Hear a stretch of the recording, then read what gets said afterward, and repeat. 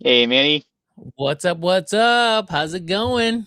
Pretty good. Great to see everybody. Thank you so much for being patient with us. We were just doing some last minute checks here, making sure our guests were good to go. And yeah, very excited to be here today. It's going to be an exciting stream. We're going to be showcasing some of the mobile stuff and just being stoked.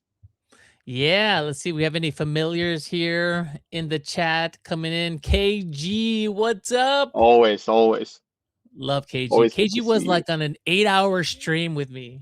Hey, That's awesome. he was on an 8-hour stream when I was there a couple weeks back for the Aleph hackathon. And he was there like the whole time, like giving me like Cool. tips, like, Manny, your audio's off. Like, can you talk to this person? What a trooper, man. Oh, that's amazing. Well, awesome, everybody. Well, thank you so much for everyone for joining. I know we're a little bit late, so I'll kind of yeah, get through here quickly. A couple of things I wanted just to mention. Number one, a huge, huge shout out to everyone that's joined us for our Buildathon. Thank you so much for it's been amazing to kind of see your project, see what you're working on and building. I mean, obviously, we have someone here who's going to be showcasing a little bit about they've built, and we're very, very excited. And on that note, one of the things I wanted to share is for the Buildathon, we're about a week out. We're 1 week from submission, so now is the perfect time to begin to, if you haven't submitted already, begin to get those submissions in, or just get that final polish in. I know a lot of folks want to publish to the App Store on Apple, so we highly recommend you kind of kick that off soon, just because there's a couple of days of an approval process that typically comes in. Sometimes you have to do some small tweaks and change your images and screenshots. So highly recommend you start submitting those very, very soon. And for anyone that doesn't know what the Buildathon is, it's a competition we're having currently where we're going to be giving away some amazing prizes. There's cash prizes. There's the orange Replit iPhone that everyone loves to see, and there's just so much more that's going to coming down the pipeline. And to make it a little bit more interesting, one of the things I wanted to mention is that actually social posting and kind of sharing what you're building is a big part of the criteria as well. So we highly encourage that people begin to kind of just showcase what they're building, even if it's not finished, just a little bit of your journey along the way. And this is mainly because we really want to inspire other builders. There's so many people that have had this amazing app idea for years and just haven't had the chance to actually kind of bring it to life. So by seeing what you're building, by seeing your progress, it's an amazing opportunity for others to learn as well. And the last Yeah. thing I'll say there is, as part of the Buildathon, we actually have a Discord server that we've launched just for the Buildathon duration. And later today, we'll be sending out some opportunities to get some credits, some Replit credits for submitting some of your social videos and things that you're kind of like, showcasing with the rest of the web. So tune into our Discord. If you're not on Discord yet, I would highly recommend signing up for the Buildathon. Even if you're trying to compete, if you want to meet with other builders, we have over 1,000 Replit builders in there helping each other out every day. And it's just an amazing community. But yeah. Yeah, and I'll just say that this is a skill that we all have to develop around sharing what we're working on, putting it on social, and I think this is important for a couple of reasons. Number one is that's where you're going to find your customers. So if you want to get attention on what you're building, that's a great way to do it. Number two, is a great way to get on our radar. So if we see it, that's how we featured Dan Kemp a couple weeks back. We saw him post about the app that he built. Our CEO saw it. He retweeted it. I saw it. We had him on the show. So it's a great way to get on our radar. And it's a great way to connect with other folks and share what you're building. And so, just I know it's a newer muscle for folks, like figuring out how to package your content, getting it out there, tagging people. It can be a little bit, it can be a little bit nerve wracking, but you just got to power through it and you got to do it. And it's a must have skill now. Now that everybody can build great mobile apps, it's going to be about how you can get attention and get it in front of people. Absolutely. Yeah. So I mean, we're excited to see what you're putting together too. It's just always really cool to see for us. We always huddle around lunch and talk about the cool things that the Ripple builders are just creating out there. Yeah, and to Francisco's point is that this is also an opportunity for you to get credits. I'm seeing here in the comments like, yeah, credits. So as part of your submission to the Buildathon, you have to do this anyways. And so again, it's also like a great skill to be picking up and to be practicing. It's a little tricky. Like, how do you screen record the app? How do you position, like, what is it, like, what's the pain point that you're solving for, the features that you're building in, like, why should people get excited? It's all things that you have to think about as you're trying to go to market with a new application. Absolutely. Yeah. And it's just one of the things, kind of like KG says, it's kind of like personal brand building is important, and it's kind of that muscle you just have to flex. Yeah, Yeah, absolutely. awesome. And even if this isn't, even if this isn't like the app that goes big for you, it's it's a muscle that you're building for when that big one does hit for you. And if you notice, one of the key things that Dan said earlier is that part of the reason why his app took off was because he already had established an audience, people that were following him and were checking out what he was doing. And so you have to start building that right now. And even if this app doesn't go viral for you or doesn't get a bunch of users, you're still making work on you're still doing work on building that audience that you might tap into later on your app does go big. Absolutely. Seeing some great questions come in. So in terms of like what social platforms you want to see, it's really up to you. We're actually, we're very active on X, but really there's anywhere you post you'd like to, that's totally fine. We just love seeing the activity. And I know we're short on time, so I'll quickly go over a couple of quick reminders. This event is recorded, so at the end of this event, as long as you registered, you'll get an email with some of the resources as well as just the video itself, so you can kind of check out the live stream in case you join late. And then also, all of the comments that people post in here, we are actually looking at them. So feel free to drop in any feedback, any requests, any questions you may have. And like I'll be actually personally be checking in the back end. So if you see someone responding from Replit, it's me. So I'm in there in the back. But yeah, please let us know. And if you want an invitation to the Discord, please sign up for the Buildathon. I'll drop in a link here soon, and that'll get you access right away. But with that, I'll pass it over to Manny. Sounds good. And we have a very special guest today. We have Adquena joining us. Hey, how's it going, Adquena? Hey, what's up, Manny? Can you hear me okay? Yeah, I can hear you Okay, just great. good, good. Adquena, introduce yourself. Say hi to folks. Tell us a little bit about what you've been building. Hey, everybody. I'm Adquena Faine. I'm the creator of ForageFriends. It's a mobile app that it's kind of like Pokemon Go, except for edibles, wild edibles. So, kind of helps you, find wild edibles. It challenges you to learn different things that are out there that are that you can go pick and eat out in the wild. And for me, I like it because I can pin my finds. So when I find something, I can pin it and I can go back to it, hit the take me there button, and it takes me right back there next season. Um, so yeah, it's a cool little project that has actually evolved into to like a whole citizen science thing and everything. It's really cool. How did this idea come about for you? Um, so I've been foraging for many years now with a really good friend of mine. His name is Jason. He might be on here. What's up, Jason? Um, so he's a great forager. That's what I know, right? And he always tells me all these great places, and I don't know what he's talking about ever, but I don't ever tell him. So I'm like, all right, I got to go to like the Dismal Swamp. I don't know where. So I was like, ooh, I could build this app. He can just pin it on the app, and I can just go there. Or like the finds that I, found reishi mushroom out in Norfolk, Virginia one time. I'm in Virginia Beach, so I couldn't remember for the life of me where I found this tree, and the reishi mushroom was growing right there on the tree. And I said, I for years I've been saying they need to come out with an app for this, and nobody did, so I had to. That's amazing. And you built this app as part of the Buildathon. Tell me about your experience previous to working with Replit and previous to building mobile apps in Replit. Did you have any experience building this sort of thing out?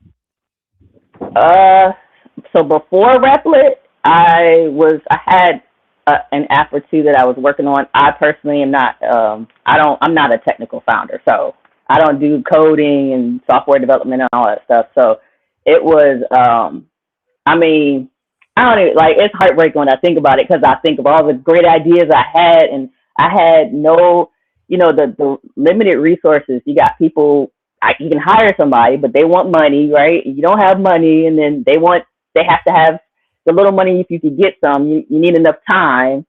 So the time and money, it wasn't working out. So recently came across Replit, Emmanuel. I try to tell him he don't know how much I love you, Emmanuel. I've been just kind of playing around with Replit, and creating different things that were, just up here and getting it out, because it's kind of like, I made a analogy. Hopefully it doesn't gross anybody out, but it's kind of like you're constipated, creatively. You're just like trying to get stuff out, and Replit is like the Miralax, you just, everything is just flowing nice and fluid. I can just type it up real quick and get it going. And so this is the first mobile app though, because you guys are doing this Buildathon, and it's crazy. It's been really fun. But yeah, I've done a couple different projects on the platform. Well, I don't know how the marketing department here at Replit is going to feel about the pitch of Replit is like Miralax, but I get the point you have. I think they're going to reject that for copyright reasons, right? Can't use Miralax, but I totally get the softener. Right. I totally get the sentiment. Is you as a non-technical person, you have all of these ideas that are coming to you, and you have these niche pain points too, right? Like foraging, for example. Like that's not a ton of people are into that. And if you want to build something like that, you have to go hire a developer, you have to find a technical co-founder, and then you have to like work with them to build it out. And that's super long. It can take quite a bit of time, and it can be very expensive if you're hiring external developers. And it takes a long time to build it out too, like, back and forth for months. And what you're saying is like now with Replit, like you have an idea, like just log on to Replit and just start building it out. Absolutely. Look, I ride the bus every morning for an hour and then an hour back home. And I built this app on just riding the bus. So Emmanuel, I want to say he told me about Replit. He told me about this Buildathon maybe 3 months ago, two months ago, something like that. It was very recent. And yeah, I just been building like, as I get on the bus and I'm riding the bus and I'm coming back, it's super simple. I'm using my phone, and the time, the money, you guys cut that barrier out of it. And so now I can just focus all of my attention on like being creative, and it morphed from what I wanted it to be, just something I can pin finds and say, hey, Jason, this is what I found, to now like I got challenges up there, teaching people from safe from deadly. The data layer that's overarching, so that the universities can partner and see the different migration patterns of like the animals and the bees and the pollinators and the plants. Yeah, it's really cool what you guys have built. I mean, I know it's for me for sure. Specifically for me and my friends. Well, you're exactly who we're building for. The person has a ton of ideas, but maybe doesn't have the technical background to go and implement them, and just, giving you the powers to do that. And I like what you said earlier. Like it started off with a kernel of an idea. Like I think what's nice is that you obviously have a lot of experience and interest in this, and you have like a kernel of an idea that I want to be able to pin my find somewhere for my friend, the friend to also see. But then as you start building, you start getting all these new ideas. Like it would be cool if we also had like this social element to it. It would be cool if we had challenges. Oh, and the safety factor. I wanted to ask you about that. Now you could integrate AI to help people identify what they shouldn't be eating. That's right. Yeah. So one of the biggest things that I learned this from my own app, wild onions versus there's a toxic lookalike, looks exactly, if I didn't know, I would say it was a wild onion, but it's a death camas. You pick it, and the way you can tell the difference is it doesn't smell like onion. And onion, wild onion smells really pungent. So I was like, wow, that's something big that can help everybody. It helped me, and it also taught me to go out and look for something. I mean, I've looked for onions before, but if you haven't, that's something new, right? But it also shows you what not to do, what not to eat, what's not safe, So, and I mean, I learned that from the app itself. I was like, dang, it taught me something. I saw your app, and again, I think you're a great example of how to get attention on your app. You posted about it on LinkedIn. You tagged me. I saw like, oh, this is such a cool idea. Like I would have never thought of this, and now you're here on the show. This is why I have to encourage everybody to also post about what you're building, even if it's not Yeah. great, even if it's not perfect, because sometimes just by identifying the problem and the potential solution, you'll attract a lot of attention, and people will encourage you and give you tips in terms of what to build. Yeah. And so for the past several years that we've been foraging, we always go to like the groups. There's always Facebook groups or, different social media groups that they're out there, but they're a few admins. There's some gatekeeping. You kind of can't post, what you want to post. You can share with each other, but you don't know. Somebody might show, hey, I found these mushrooms, these oyster mushrooms. Everybody knows I've been looking for puffball mushrooms my whole life, but you never really know where to get it. And then it's rare that you have people in your area that are online at the same time, all that good stuff. So this was a way that I could say, hey, we're a community. If you choose to share it, we're wide open. You can see what I found. You can find it where I found it.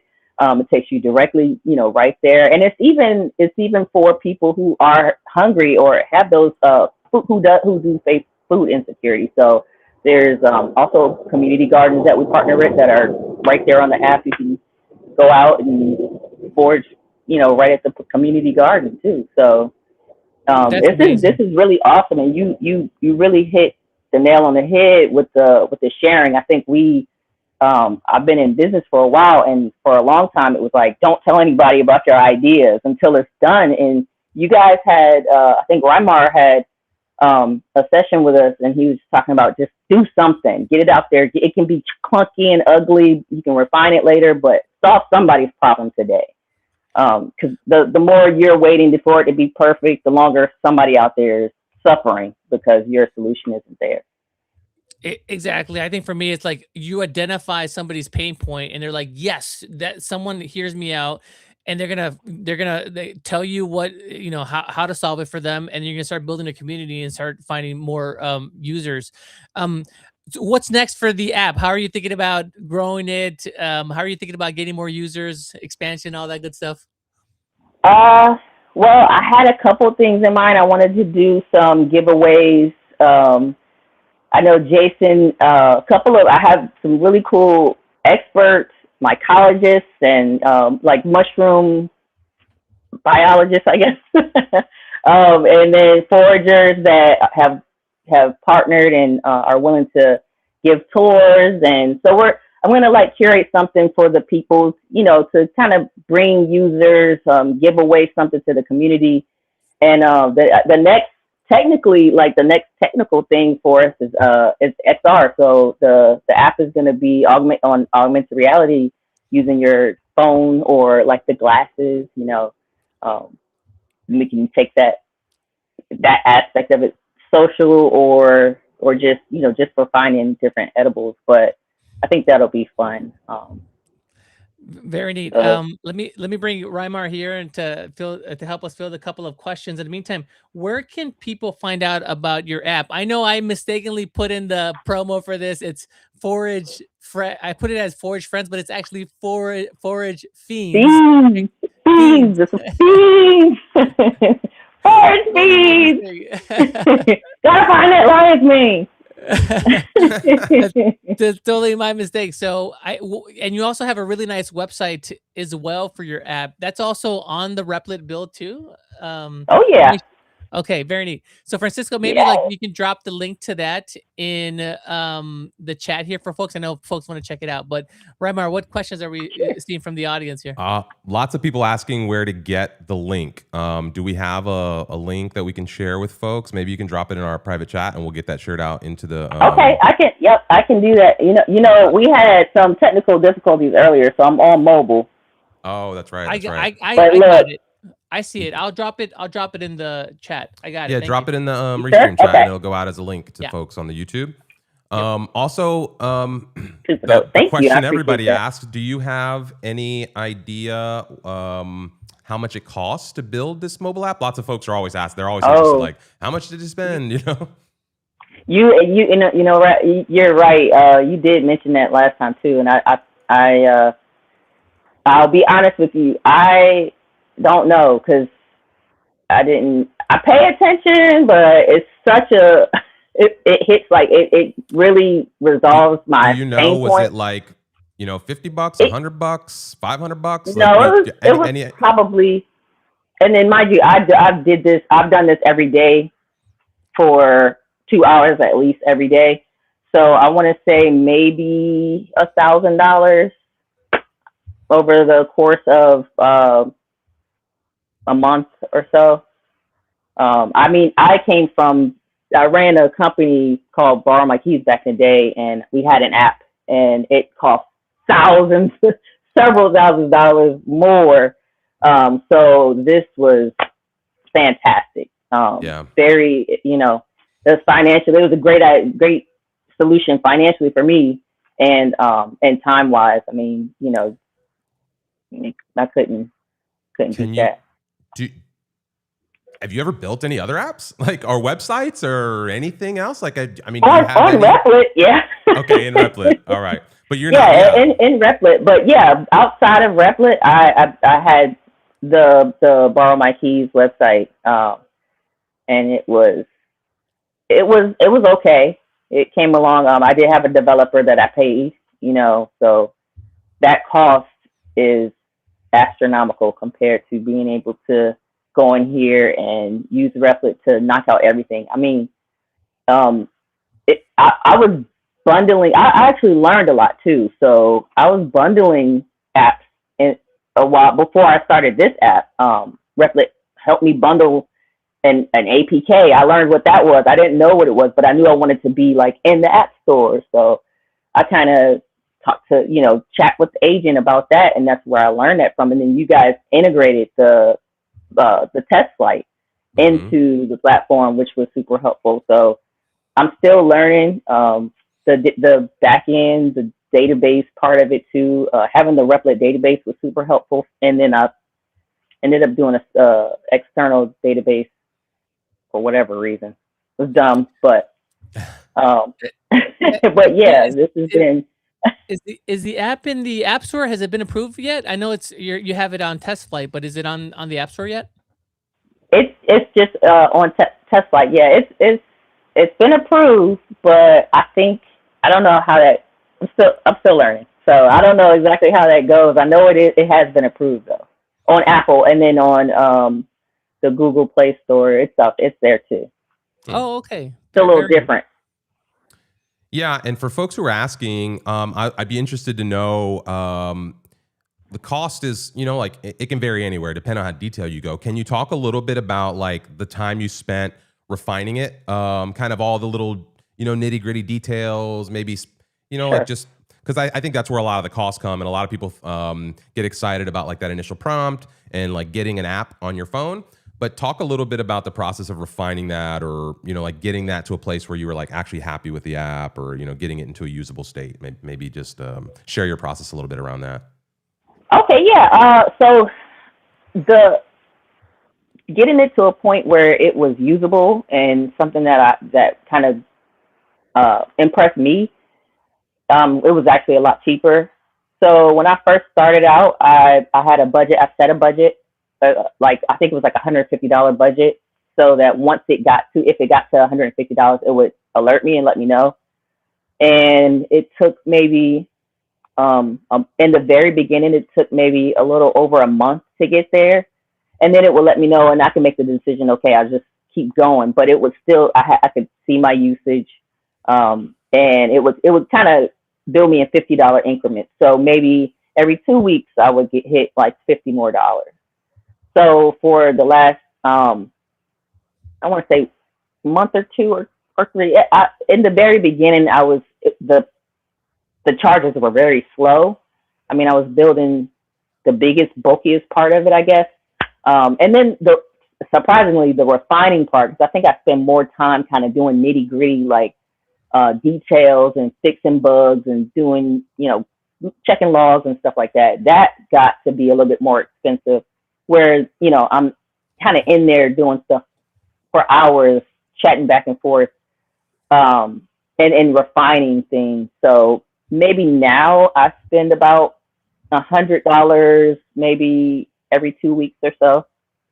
100 to, and then that's after, I do have that $150 budget still set up. So I think that is, I get a lot of bang for my buck. It's quite generous what you get for that $150, especially in the beginning.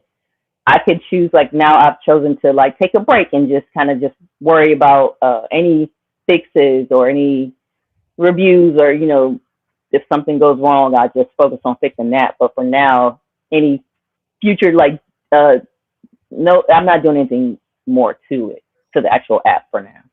So yeah, I think we've got a proud dad here in the audience here. Daryl, is it Daryl? Adquena? So that's my baby girl right there. Hey, what's up, Dad? Hey, Dad. You did a great job here. Thank you. Thanks, Dad.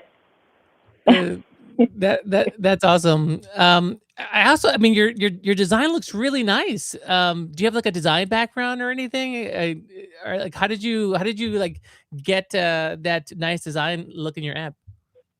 Well, thank you. I'll have to credit my Replit agent, Astra, for that. I am a designer. I'm more of a technical designer. So I do a lot of AutoCAD and Inventor. But I mean, I took the colors. I knew I wanted the colors to be earthy, and some of the business background. You take the things that you learned from before and failed in before to kind of do things differently. So I knew that I wanted a UI that would be, stunning, appealing, and geared toward nature lovers. So something that is calming. So I got that palette for kind of like the cool, calming earth tone. And did you to be honest, of that? Did you find examples of that and drop it into Replit Agent, or did you just tell Replit Agent like, "Hey, I want like cool, earthy tones here"? Oh goodness! Hey, Mom. Hey, Mom is joining the stream. We got to get the siblings in here and the cousins in here as well. Oh, they're in there. Auntie too. Look, they're here. Yeah, Auntie too. Love it. Family reunion here. Well, this is the thing that I think most people don't really understand, right? Because to build an application like this would have cost $10, $20, $50,000 even just 6 months, a year ago. Like, I don't know if anybody's ever here gone out and tried to like talk to mobile developers about getting an app built, and that might just be for like the iOS version of it, right? Like that wouldn't be for iOS and Android and like the whole mix. And also with this level of customization that you've like added to this app. Plus the web app, because it is a web app too. Minus you can't do the map, the actual map, which kind of defeats the purpose. But yeah, like you said, yes. You're absolutely right. And just to be able to do this, like, how does that make you feel? Like, what's it unlock? Like, people are asking, like, how many users did you get? Like, what do you feel? Like, what is like? Okay, I mean, to be honest, I care a lot, but it was for me, and I'm just happy I could do what I wanted to. Now I can use it for what I needed to. I am I'm grateful and thankful that I can share it, and that platform is there for me to be able to get. My friends and family and share it with others. But I know that the struggle of getting the app built, I've been there before. I know what it looks like. And you're saying numbers that are reasonable, to be honest with you. I had a friend that she built a very small iOS app, cost her $130,000. This is right. years back.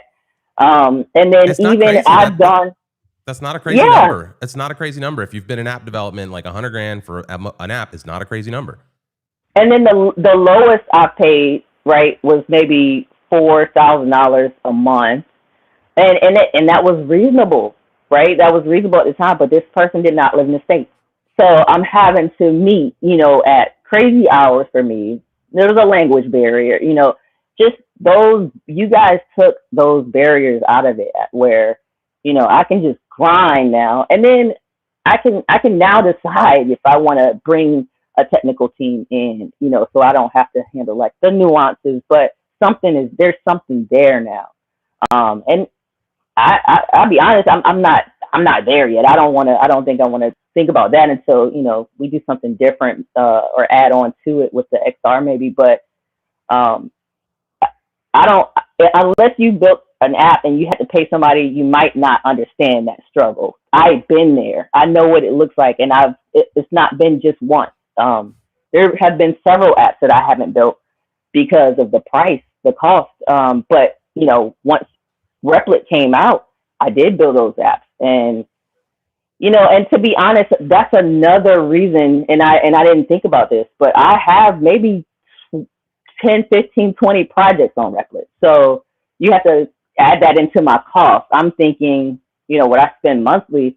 But if you think about it, I have several projects on Replit that they all contribute to that same cost. So I dare you to just go talk to a mobile developer and tell them your budget's $150 a month, and see what they say. That's exactly what they will do. They will laugh at you. Well, and even the alternative would have been to try to find a technical co-founder. 1, you got to find the person. 2, you got to get along with them. And then 3, you got to give up 50% of equity. That's right.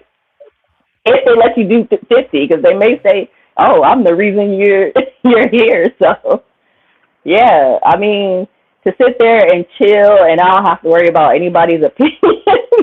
I mean, of course, my user group, but to just be able to add the features I want to add, or like do things the way I want to do, just vibe out, with the Replit agent and say, hey, and you can do that. I can take pictures, put them in the chat, and just say, hey, can you make this? I want this type of font, or I want, the modernization of this website. This, I like the glass look that it has. So if you're on Apple, you can see like the glass look behind the buttons. So yeah, and yeah, and you can see I think Apple, you have to have screenshots on an iPhone. So just something as simple as having the screenshots on the iPhone and know what size it has to be, and things like that. I mean, when I tell you guys took the thought process out of it, you have made it specifically for people like me who don't know, who have no clue. That's super dope. People are asking a little bit more about the nuance of how you worked with the agent. So 2 things. 1, I'm going to ask you that question. I'm going to ask you to go a little deeper than you did a second ago when we talked about it. But I'm also going to let people know that the stream we did Tuesday, this past week, we did that. Like we literally just we're grinded out with the agent. You did. We were just wrestling with little things, working on like how do you take the polish. And so I'll pass the question back to you. Can you go a little deeper? Do you have any like insights for folks that are like maybe struggling with that?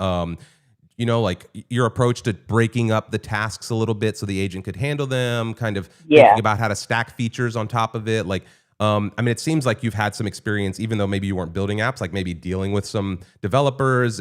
You have some design background. You said AutoCAD, so you have a technical mind a little bit, right? Like you're kind of a systems thinker a bit. I mean, if you're designing, you're doing things. I don't know, right? So like maybe talk to people about how you approached breaking down some of those refinements or polishing the app, or like really, just I don't know, like your process for that. Like, was there anything you discovered along the way that could be useful for other folks?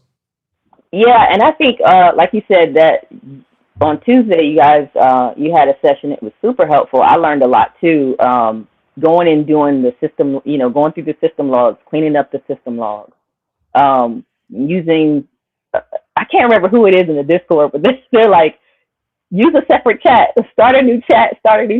Yeah. So definitely starting new chats for, if you're changing your mind, if you're going from one thought process to another, start a new chat. Another thing that you talked about that was helpful, and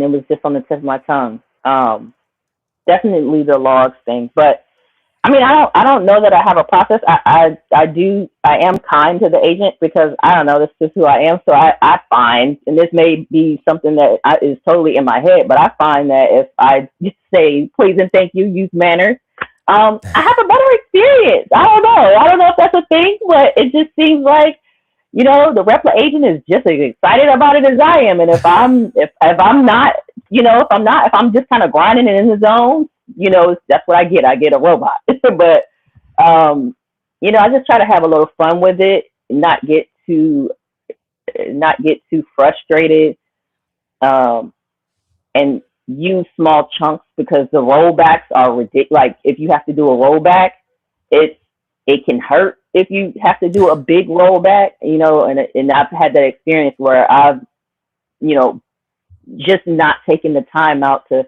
test things, going from, there's a preview. You guys have a preview there. And I know it's a little different on mobile, but you have to do what you have to do. That preview is not showing your app the way you want it to. You have to knock that out and figure out why before you get way down the line and you have to do a rollback. And, the fix is, hey, I got to do a rollback. So working in small chunks, and definitely using that preview window to see if the app is doing what you expect it to do. And if it's not, stop and just figure it out while you have that time and the chance to, because you get down the road and then you're like, okay, this sounds great because it's all in writing. You hit publish, it's going to hurt when you got to go back to square one. Ask me how I know. Been there. Well, Adquena, thank you so much for being a builder on Replit. You're exactly who we're building for. Thank you for sharing your story with everybody. Tell us a little bit about how people can keep up with your story. Where should they follow you? Are you on LinkedIn? Are you on X? Yeah, I'm on LinkedIn, Adquena Faine on LinkedIn. I'm a side hustle queen on Instagram. You can check out ForageFriends. It's one word, ForageFriends, not friends, because, that's a whole different thing. But ForageFriends on Instagram and Facebook and LinkedIn. And thank you guys so much for allowing me to share and for just having this platform and for building Replit. It's exactly what we need out here, because, I love our technical people, but not having an option is now not an option, and I appreciate you guys for that. Amazing. Can't wait to see what you build next. Thank you so much, Adquena. We'll talk to you soon. All right, thank you guys. Bye. See you later. Peace. All right. Let me bring Francisco back here on stage. That's super cool to hear her story. And again, just to reiterate that, like, this is the proposition right now. I know a lot of people complain about the cost. I saw a lot of comments come in about, hey, did the credits reset on the core plan? Do we get extra credits? Somebody asked here. Also, I'm a total newbie. Where's the question? I'm a total beginner. Can someone explain to me how you can spend thousands of dollars on mobile app creation when the core plan is 25 and Apple account is 100? What am I missing? So Replit is a bill as you use. It's a usage-based product, like a lot of these AI tools are. And so the $25 or the pro plan, like, that's just kind of your threshold spending for the month. And so, like, you're basically prepaying for $25 worth of credits each month, and then you can go over that based on your usage. And so if you're developing actively, if you're building complex stuff, you can definitely go over that monthly plan. And then somebody also asked about how do you set a budget. In the Replit backend on your usage dashboard, there is a place to go in and set a limit, and then you can set an alert. There's two ways. So you can set kind of a cap, and then you can have it alert you when you hit a certain threshold. And so those are super useful to set for yourself. Just if you want to have some ceilings or know where your usage is at, and then you can kind of adjust that as you go too. So like Quina was saying, that you can kind of make sure you don't pass a threshold that you want to set or spend more than you're thinking about. But yeah, just wanted to answer those questions as they came in. Yeah, and what I love about her story, she's building something that is a pain point to solve a pain point for herself, and she's sharing it. She posted about it on LinkedIn. She tagged me. I saw it. Now she's getting a bunch of new users. So that's what everybody else has to do here too. Like, you got to build something, share it, and let us know about it. Yeah.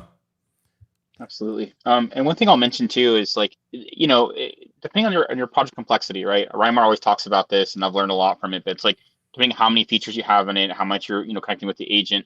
I've created some incredible tools here just for my day-to-day job. So I remember at one point I needed to sign a certificate for like something where ran a program where if you finished, you got you signed it from me, and it was kind of something we shared out with all the attendees. And I looked up some software, I found it on Reddit, and I was like, oh, this is the best free way to get a signature. And I looked it up, and it was $20 a month, at that point. And I built my own, and I think it cost me $3.30 to build it on Replit. So it really just depends on the complexity of what you're building, and that'll kind of like fluctuate the price. But again, like Reimar is also saying, compared to what it used to cost to build almost anything with developer, it's pennies on a dollar. Yeah, and if you're out there and interested in learning more about this stuff, again, the technical deep dives on Tuesdays. So we're going deep on some of that stuff on Tuesdays. And then if you're in the Buildathon, we've been doing deeper hangouts in the Discord on Wednesdays. And so again, going into kind of like the trudgy, sludgy, like wrangling with the agent a little bit. And then this past week, what we did was we actually opened up, we spent 2 hours opening up everybody's apps, going literally into Expo Go and reviewing I think almost everybody who submitted. I don't think there was anybody who submitted that we didn't get to give feedback on the app, to review what they were building, to share, like suggestions for how to make the app more exciting or more usable. And so if you're out there thinking like, how do you evolve into this stuff? How do you learn some of this stuff? There's a community of folks that you can plug into. That's a big part of what we're doing here. And so, and hey, maybe there's groups locally, that you can find. There's maybe it's time for you to start your own Replit meetup. That there's probably people around you that are like using this tool that you guys could be like, hey, I saw some people in the Discord today talking about saying, hey, we should all like become our first users. Exactly. That's part of the thing. It's like, get a handful of people using your app, like take it to your mom and uncle and auntie and, like get everybody involved. If you're serious about getting an app to market, like literally everyone's going to have to be involved. And early on, don't think about all the things like how's it scale? How performant is it? Is the server going to handle trust me, the server can handle the 6 people that are going to use your app. You just got to get it into their hands. And so I think as often and as many ways as you guys can do that, get the app out there, test it, play around, tinker. Yeah, this is the fun part of it. And in case you probably didn't see this, but the team here at Replit also shipped some new updates to the mobile stack that is going to make your apps pop a little bit more. A bit of a we need an air horn. Like a bong or something. So I want to show you some of the things that I built this morning right before the stream to give you a preview of the improvements here. So let me bring that up here. Oh, hey. Full screen Reimar. Yeah. Here's your improvement here. Nobody wants to see that. Let me fix this a little bit. Move this over here. And then, okay. So some updates to the mobile stack. And so what you'll notice is that your design is going to look a little bit nicer. So these are a couple of examples that I built out earlier today. So this is one shot here, and this is a mobile app for exploring museum art, and just gave some details and just some directions. And here is the app that I got. Let me zoom in here a little bit more so you can see that. Actually, that's probably just fine. And so right out of the gate, one shot, really nice here. I wonder if I can click into this. Oh, I can click into these. Look at that. Oh, that's so cool. Scroll down and what did this one cost? Just to show folks what like the core, because we did this the other day. Where were we? We did like what we call a prompt storm, and we just had people send us prompts, and we started dumping them in there. We're like, hey, look, we're using Replit's account here, so let's like just abuse the credits a little bit. $1.33. Yeah, the first output. I mean, if you on the core plan, you should be able to get a nice little chunk of a mobile app. And if you can't, you're probably trying to build something too big, too complicated, too crazy. And maybe the agent's getting a little confused, because when we were building, again, like even after refinements, I think we spent an hour kind of going back and forth all these different prompts. And in none of them did we spend more than like $10 or $12 really going hard on them. And that was like on the top end. So somebody was asking here about how to optimize some prompts also. So like, again, keeping things kind of focused one thing at a time. Really being specific with the context, providing visual cues and very specific direction are all things, like, and then spending time in plan mode. Folks are also asking like, hey, how much time am I supposed to spend in plan mode? Or how much time am I supposed to think about this stuff before I just tell it to start building? And I think the more you can kind of optimize what you ask the agent for, the better you're going to get on those results. And so again, just there's lots of ways. And it's one of those things where you kind of got to learn a little bit playing with the agent. Like it's got its own thing, so you kind of got to get used to how to talk to it and how to work with it a little bit. And that only comes from just getting the reps in.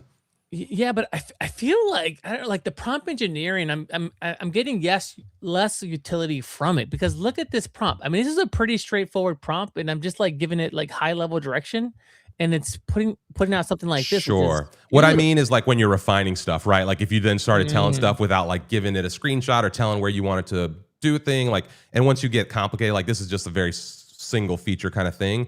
So imagine if you have 3 or 4 features, or if you have 5 or 6 or 10 features. When you start saying, hey, you need to change this, you got to be very specific about like what feature and what thing. And so you're right, Manny. I think the agent's getting really good at like the initial prompts and kind of trying to get what you want. It's, the more complexity, the more context you have to give it, right? And so like what Francisco was saying, if it's a simple app, pretty straightforward, And again, this is $1.33, which is crazy. 5 minutes. This is nuts. This looks beautiful. Check out this next build, Reimar. This is build an app for browsing vinyl records. Show a grid of album covers, and then here's the design, like warm, nice typography. And then look at this. And the other thing that you'll notice, everybody, we have a new bevel here, a preview bevel, so you'll see it like it looks like on the phone, which is kind of nice. Previously, we had like a different type of preview, so this is an upgrade to the preview. But check this out. So now I can browse through these different records. I can click into one of these. Would have to kind of fix that. But right out of the gate, let's see. This worked for 5 minutes, $1.53. Let me run this here. There's definitely never been a better time to just, if you have ideas for stuff and you just want to tinker. I mean, there's just, again, we're in a creative renaissance, I think, right now, just at the beginning of this thing. So, yeah. Is there anywhere to find prompts? People are saying. I think there are for sure prompt libraries out there. But I think this is the part of, if you want to become a creator in the space, coming up with your own prompts and unique things and ideas is like where you're going to separate yourself. So yeah, I think there are lots of different prompt libraries out there, but I think learning how to create your own prompts and really thinking through what you want to build is where you're going to like separate yourself, I think, from most of the people in the crowd.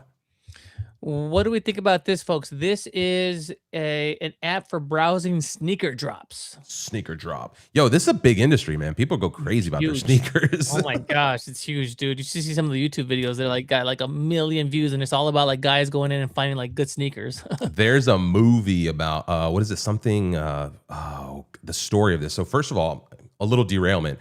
Nike created this secondary market with these like limited shoe releases. And it's funny, the secondary market for Nike shoes is bigger than like all of the other shoe companies like combined, which is crazy. So if you think about, sneakerheads, like you might be onto something here with like. So here's a prompt. Everybody go ahead and grab this. That's right. Go get the sneakerheads. This 5 minutes, $1.45.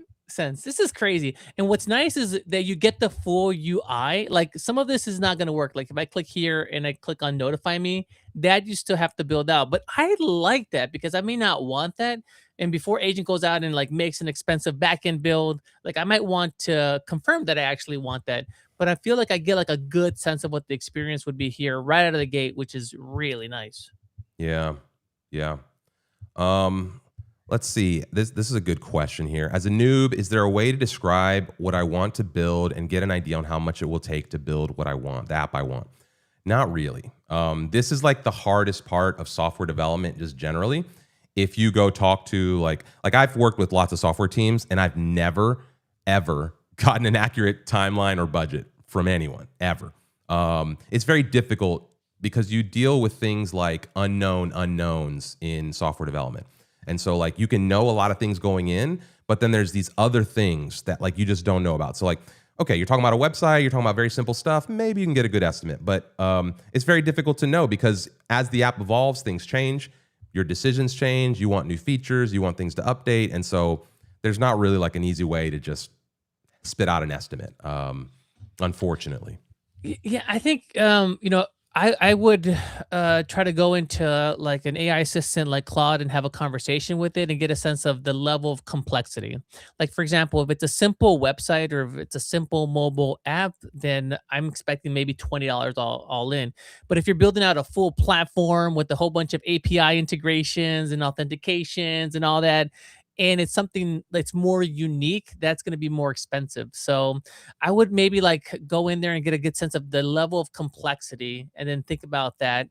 And then I would think about different features that I would stagger as I try to build. So like what is like the MVP thing that is going to light somebody up, that's going to that's going to encourage someone to try the app out, focus on that, and then have a whole bunch of other features that would be nice, but like aren't necessarily needed for that initial MVP type of stage. Like really what you're trying to do is you're trying to like put up a signal out there and say, I'm solving this problem like Adquena did. Like, I'm solving this problem around finding great places to forage. And here's my initial take on it. What do you think? And then people will gravitate towards that like, yeah, I love it. This is great. They'll tell you what they like and they'll tell you what they don't like. And then you'll take that feedback. And that's when you start building the things that people actually really want.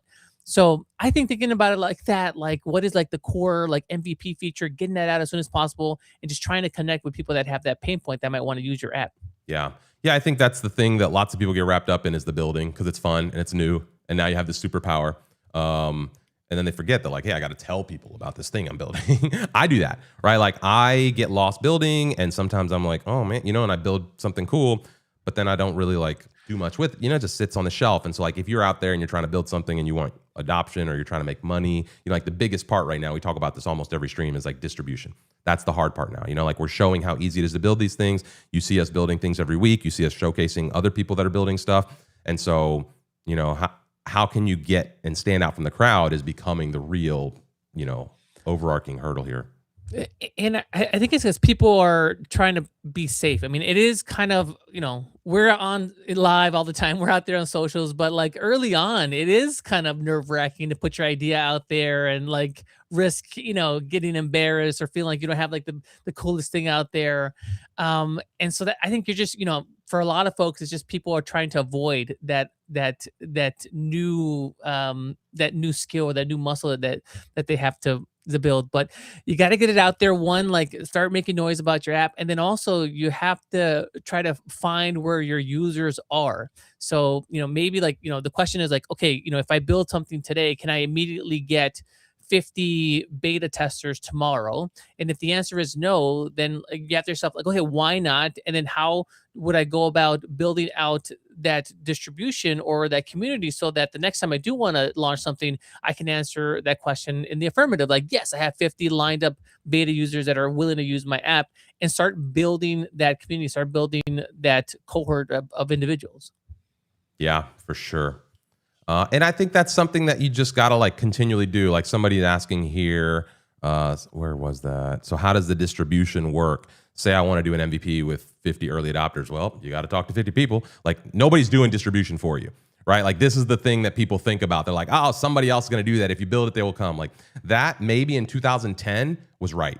Maybe in 2015, still you build something cool, the internet might find it. Now there's so much out there that you kind of got to shove it down people's throats. And that becomes the art, right? And that becomes the distribution thing we're talking about. So like nobody's sitting here waiting to like download a new app and play with your toy or your idea. You have to incentivize them. You have to entice them. You have to attract them to this thing. And that comes from, creating content, beautiful design, thinking about the problem you're solving and positioning that properly. Like there's all these things that come into play with distribution. And again, that's what makes it hard. It's like we're all now competing. We're all media companies. We're all app developers. We're all marketers and SEO optimizers and whatever, right? Like, yeah, AI transformation specialist, whatever you're calling yourself out there. Like we're all kind of playing in the same sandbox here, Francisco has a good comment here.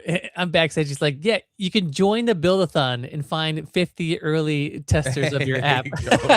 So there's a solution. Join the Buildathon, and then you'll get access to the Discord. And when you build something, share it there, and you'll have easily 50 people trying out your app and giving you feedback.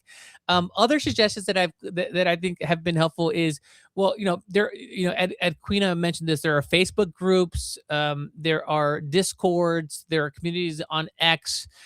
Go there and try to be helpful there, or talk to people there, and that's a great place to find issues, problems to solve, and it'd be a great place to try to get early testers.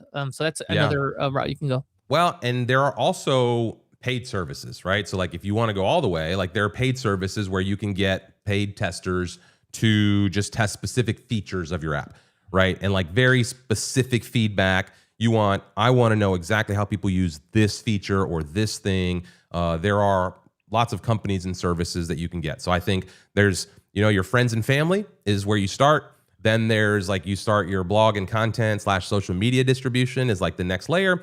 Then you try to branch into your network from out of there. And then if you're like trying to really scale, there's advertising, there's all sorts of distribution hacks, there's all sorts of things you can start doing. That's, like we could do episodes on that type of stuff. There's a question here. Is there a Discord group for Replit builders to share progress? Yeah, we're running a Discord right now with the Buildathon. So register here. It's on the ticker, mobilebuildathon.replit.app. Go there. You're going to get a follow-up email with the Discord. Jump in there and just start chatting. Start posting your questions. Start sharing your progress. It's a great community that we have there.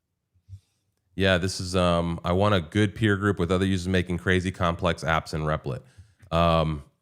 They're out there. There's folks that are doing this stuff. We used to do this build hour thing. There's other groups. There's like people doing kind of some of that. And so there's always this blend of like, maybe you need to start your own group, like that's always part of it too. It's like a lot of times maybe like we're so early to some of this stuff that a lot of the resources that, you might see in other places or other industries that are more evolved, like are just kind of starting to form here. And so, you might be on the front edge. Maybe, it's your opportunity to step out and start your own little group.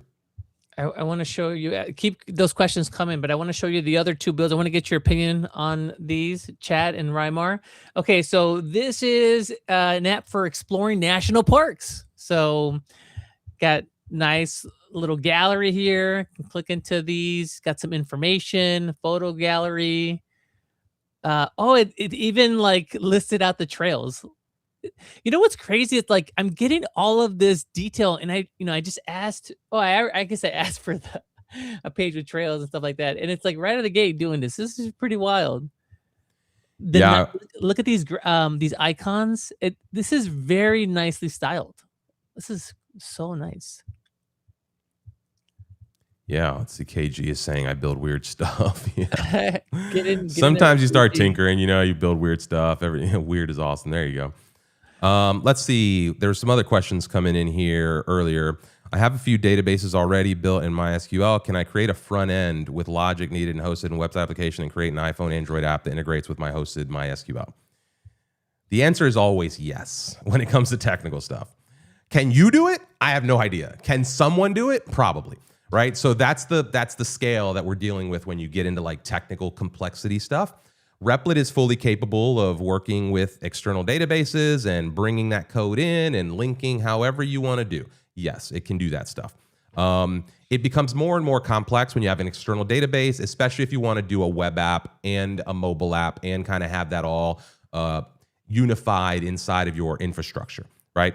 And so it just depends on how complicated the app is, what your technical skill set is in kind of wiring those things up. Right now, there's no easy way in Replit to press a button and have a mobile app become a web app or a web app become the mobile app. And so those are, some of the limitations right now. So there's just a little bit of a technical / manual process for that. Got a question here about submitting for the Buildathon, Rymar. Maybe we can talk a little bit about this, but my understanding is you build something, you put it into the Apple ecosystem, get a test flight link, and then you share the test flight link for the entry. Then you also have to do a social media post around the build as well. And a video. Yep. And a video. A screencast video of the app. Share. Let us know where you shared the post. And the app does need to be submitted to Apple. It doesn't need to be published, right? It can be published. It doesn't have to be published by the App Store. We just need the test flight link. You extra points if the app does get published and approved. But yeah, there's no. That's the basics of the process, and you can go check that out at the mobile-buildathon.replit.app. You see the URL at the bottom there. It has all the FAQs, requirements, everything you kind of need to know about the Buildathon is there. Someone's asking about how to enable this mobile view. This is part of the recent upgrades. So I'm not sure if this will be the case on existing builds, but at least, on all your new builds, you'll have this nice view of the mobile app. It should work for your existing builds, but let me know if that's not the case. But yeah, that's automatically now. That's part of the upgrades. Here's a good question. Is the agent learning with use? Will the agent and/or architect be more efficient or effective 6 months from now? Absolutely. If you were using Replit 6 months ago, you know how much better it is today than it was 6 months ago. And I have to imagine 6 months from now, it will be significantly better than it is today. The models are getting better. The agent orchestration on the back end is getting better. All the optimizations from learning from users like you all, the product's just becoming more and more refined. So yes, this will continue to improve and get much better. This is probably the worst it's ever going to be. That's one of those common phrases that people say about AI. It's like, and it's getting better every day at a crazy rate. So yeah, definitely. And I know that me and you know this, Reimar, because we do live demos. So if I think about, I just did a demo with Snowflake on Wednesday, and I was building things live, and they were hitting every time. Yeah. Now, if I think about if I had to do that 3 months ago, I would be a nervous wreck because, I need my time to refine things. Maybe I'm not getting things. I'd have to do rollbacks and all that. But now I feel like I can do an hour-long demo. You're doing hour-long builds, and, you're the experience is just so much better. And, I was thinking the other day, I can't think of the last time I did a rollback on some of my builds. Most of the build, most of the iterations are really good. I'm tweaking things, but I'm not doing a complete Control Z on some of these builds. And I'm like, this is getting so good. And to your point, Reimar, we just had a new model drop yesterday, Opus 4.6, and everybody's going crazy about it. Oh, we got to try this out. Same day, it was available in Replit. So your Replit agent just got smarter in that respect. And we're also pulling the best models from all the different providers and using them in different ways. And so, if I look at the pace of growth and how much better agent has gotten in just the last 3 months, I think in 2 months, everything's going to get one-shotted just right out of the gate. You're going to be blown away. Yeah. Well, one of the things that I think people don't really understand, I see people all the time talking about I would like to select my model in Replit, or, is Replit using Claude, 4.6, or is it using Codex, or is it using... Yes, the answer is yes. No, you'll never be able to pick your model in Replit, first of all.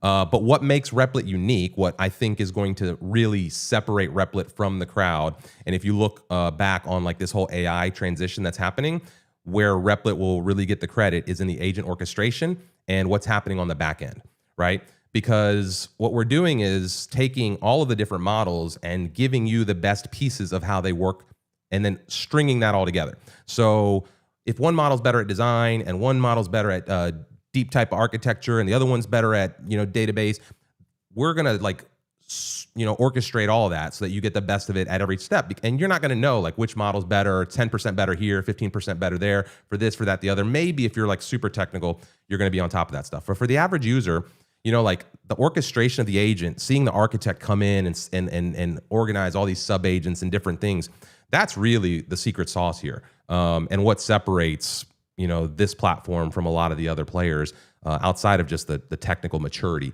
of the product itself too. So I really think as people look back, that agent orchestration is really going to be what goes down in the history books that Replit got right.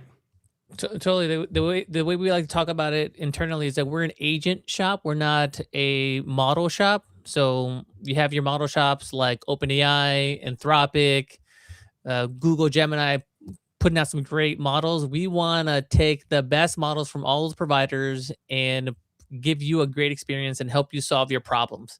We don't think you actually care about what model we're using under the hood. We think that you care about getting your first build and it being awesome, and you building and iterating and building what you want to build with Replit. And so, well, then what we just talked about, like we want the agent to kind of take your plain speak English and turn it into technical requirements, right? Like if you're technical and you can already think through that stuff, then you're probably going to go do all your things, right? Like developers are notorious for being very particular about their tools and the types of things they do and all of that, right? But most people who are not technical don't have those opinions. You know, you don't want to have to pick a database provider. You know, you don't want to have to think about like all these different. You know, sometimes the agent asks me technical stuff. I'm like, I don't know. What are you asking me for? Like, you're the expert. You should do it, you know? And so, yeah, I think that's part of the real magic here, I think, is that it's taking our non-technical ideas, right, our thought processes, and turning them into technical requirements that then it builds, and it's surprisingly good at that, right? And at every step, it's getting even more and more surprising. I was sitting with some friends the other day, and I've been, like, everyone's getting tired of hearing me talk about Replit, by the way. But I'm sitting with a friend, and he's a developer, and he said something about, I told a friend who's non-technical to set this thing up or something like that, and he was surprised that that environment ran inside of Replit. So even technical folks who are now trying new things that they hadn't tried in Replit are becoming more and more impressed with what you can get done. And I think that's another thing where it's like when you try some of these things and you're like, oh, maybe it didn't work, and then like, if that was 2 months ago or 3 months ago or 6 months ago, you should definitely try it again today. Can I share with everybody this meme that's gone kind of viral for me? It's like this notion that like in the AI world, everybody feels like this. Like there's a new thing going on, like Ralph, Claude Bot, there's a new model, everybody. And it's very hard to keep pace with all of this news and try to use it and try to get. And my response was like, just use Replit. Like, why are you spending all that time thinking about what model I'm going to use? The latest model, is it Gemini? Is it something from Anthropic or OpenAI? Do I have to use a skill or do I have to use Ralph? Like, no, just go into Replit and put in what you want and get to building. And I think it's fun to kind of try to keep pace with all this news, but you're gonna drive yourself crazy, man. At the end of the day, you want to build stuff and you want to go out and get users. You want to spend all your time figuring out what the best model is. Let us do that. You build something and you get users and you get paid and you get that monetized and you start building things rather than spending your time thinking about like what skills and agentic loops to go into. Yeah, I just want to drop that in there. Well, and let's keep on this route a little bit. It says, I think there's no such thing as the best. There's only what's most suitable for oneself. What do you think? This is absolutely not true. Some models are better at design. Some models are better at writing code. Some models are better at like deep technical infrastructure. So there is 100% verifiable, like quantifiable way to understand these models. And like there's people that are way smarter than me for sure. I don't know how smart you all are out there watching this, but like, you know, way smarter than me that run these benchmarks and run these tests and they're building these models and you can see how they're charted. The context windows, how big they are, what their like accuracy responses for different types of tasks. And so there is for sure different characteristics of these models, and that makes a big difference. The other thing is, this question here is, why is the core like a usage, not like for a full month? Everything in Replit is usage-based. And you should probably get used to everything in AI becoming usage-based and almost all software moving forward just having this usage-based structure. This SaaS platform idea is great. You know, $50 a month, flat fee for like unlimited usage. It all works if what they're doing is really kind of marking up a simple server. So let's say it's a $50 plan. You're really talking about $10, maybe $5 a month they're spending for the hosting in the back end. That's why these big SaaS companies can offer, like unlimited access for a flat fee. When you're using real-time compute, when you're using like GPUs and computers and LLMs and all this processing in real time, and your usage ramps up exponentially, it's impossible to offer that for any extended amount of time in a subsidized way like a lot of these other providers are trying to do right now. And so eventually that will also dry up. So you can expect those subsidies and the cost for all of this to go up, and more things in the market just to kind of be usage based, because you're replacing real skills, you're replacing real output, and I think you're going to start seeing a lot more of that just all across the entire digital ecosystem, SaaS ecosystem, et cetera. And Matt, to your point earlier around there being different quality of models, if you guys go to artificial analysis, they do a good job of tracking different models by intelligence, by speed, by price. And then you also have to get into like which models have different context windows. So for example, if you want like a really good architect type of model, you need a model that has a giant context that could look at the entire code base and give you a review. But you may not want to wait on something like that. So you might want something that's faster. Then you also have to get into like different modes, like image generation, speech to text. Like there are a bunch of different models here too. So yeah, there are like, depending on what your use case is, like there are different types of models that you might want to use.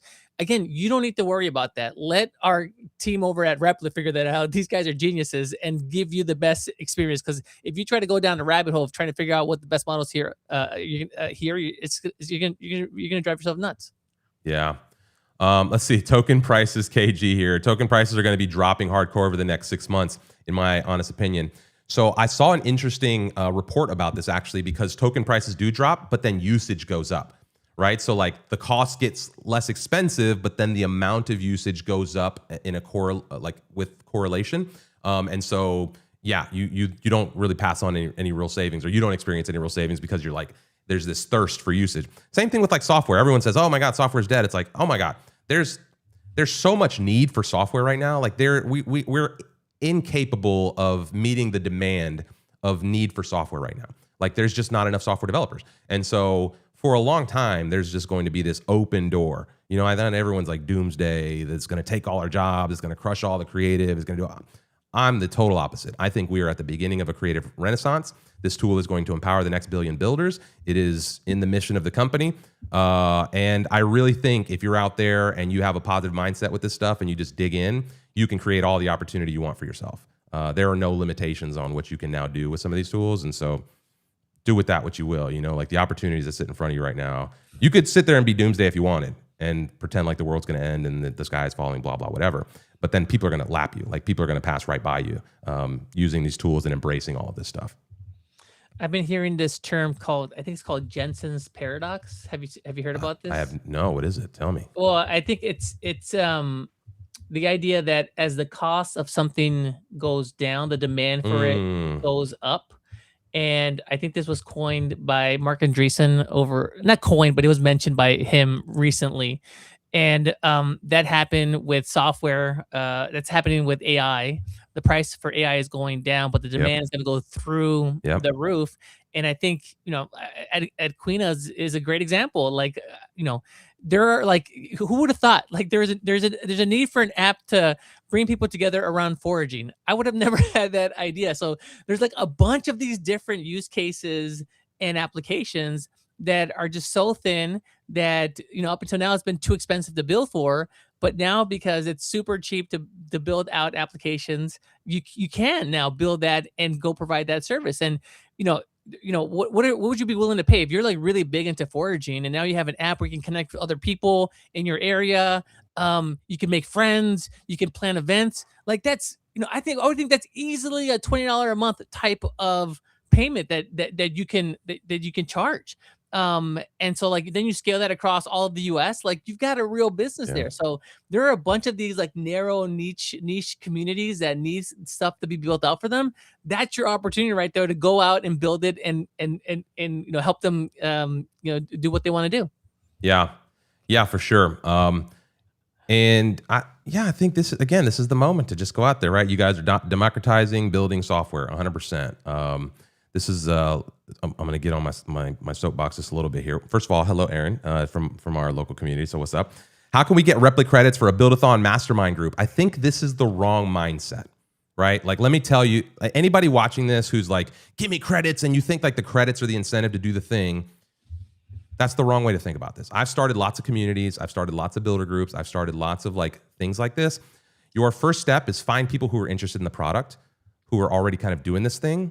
organize something, do an event, post something on the internet. Again, like Quina did, post out there, and then like we'll find you. It'll surface. Do something interesting, like, and then you bring us like a photo of you doing a Replit meetup with 20 people using Replit.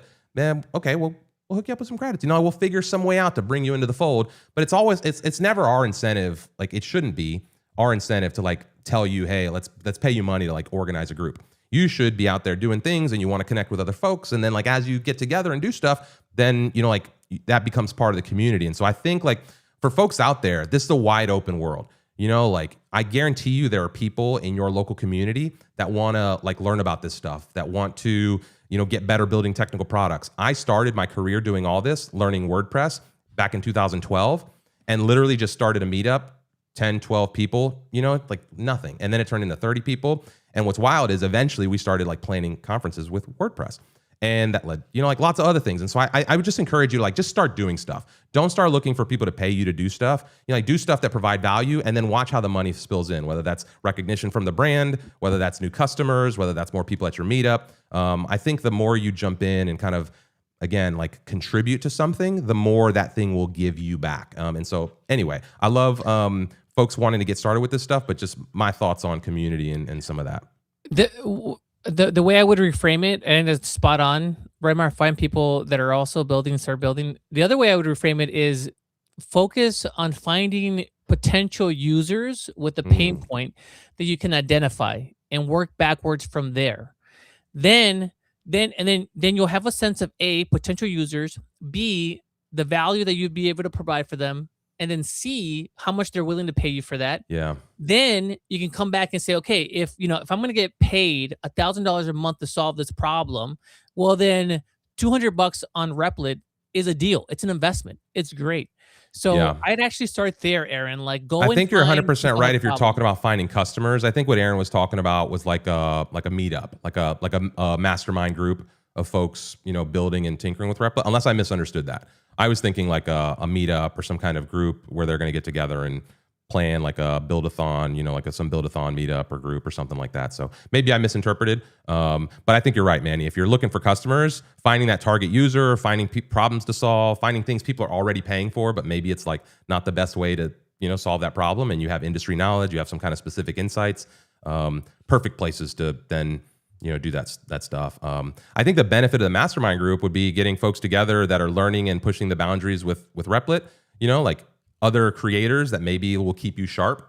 Again, that's not something you should, like, I don't know. I say just organize it, and then you'll find a way, like connect, we'll find a way. If you do something cool, we'll find a way to shine light on that. But I would say do the cool thing first. And look at Joy here. She said that she demoed for her women's networking group, and they loved it.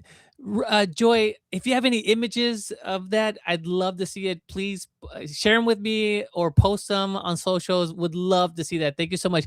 Here's a follow-up. Hang on. Then I use Replit to rewrite the app that needs an upgrade, and hopefully we can implement it soon. There's lots of pain points people have been sharing. There you go. Bam. See? Distribution, right? So like, exactly. That's it. And yeah, that's amazing, Joy. And I got to tell you, like, I've demoed a lot of technical products in my days, and a Replit is one of the coolest things to demo, because especially right now, like we're so early. If you guys are in this chat, you're like in the 1% of like early adopters, and you start asking people about what is vibe coding, what is like building with AI, like or Replit or any of the tools, like they have no idea. So when you go into your networking event or a business event and you show them, you just quickly like, here, I'm going to build the CRM for myself here in Replit and let it go for 10 minutes. Like minds just get blown. They have no idea what's happening right now. So great opportunity for you and show people this and add value to your networks and your communities. Yeah. And I 100%. Adding value is where it's at right now, especially like, again, if you're looking for distribution, building a network. This is why I go back to like start a meetup. Find other people in your town that are like doing other things, like connect with other folks that are in the space. They're not your competition, right? Like there's so much work out there for everyone.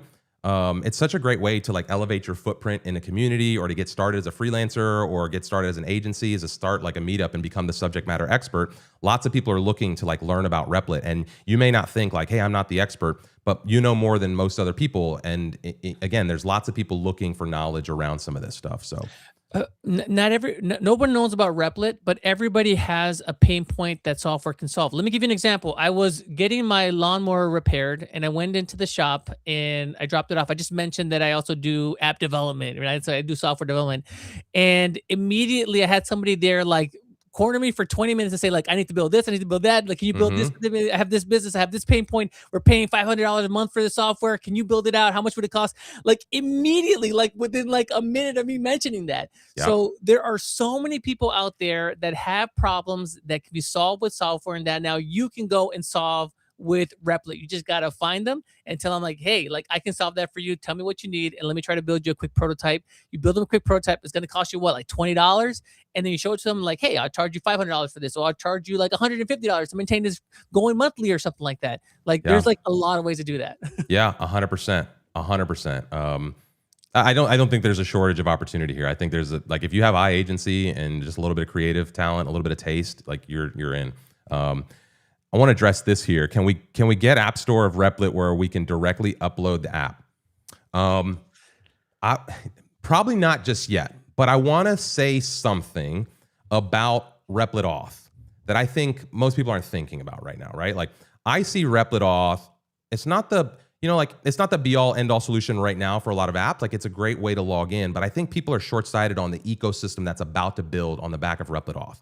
Think about all these apps that are being built. Think about all the different mobile apps. Think about all the web apps. Think about all these different experiences that could theoretically be logged in. Think about like a Google sign-on, right? So imagine a world 2 years from now, 5 years from now, I don't know how long from now, where Replit is a scalable enough company. It's a company at scale where like a Replit login is like an authority type thing. And I think we're working into that world. So this comment here got me thinking about that, because I could imagine a world where there is a Replit app store, right? And you're logged in with Replit and you can jump around all these cool different experiences, all these different products. And look at how Expo Go renders beautifully on your phone.